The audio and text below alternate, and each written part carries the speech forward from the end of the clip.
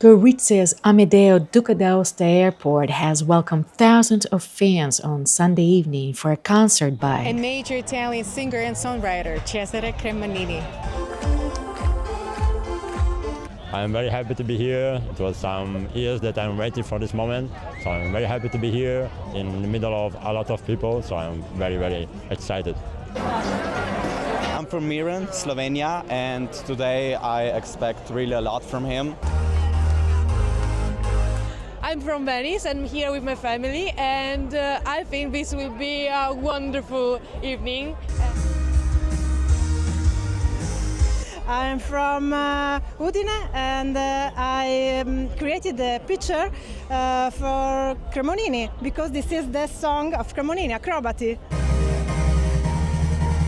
I'm from Trieste, and I expect to have fun with my friend.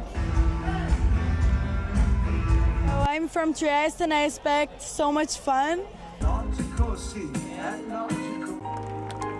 I'm near Udine, and from today I expect a great show. We love Cremonini. I can't wait to see him. I actually have a tattoo of him. The lyrics of the song.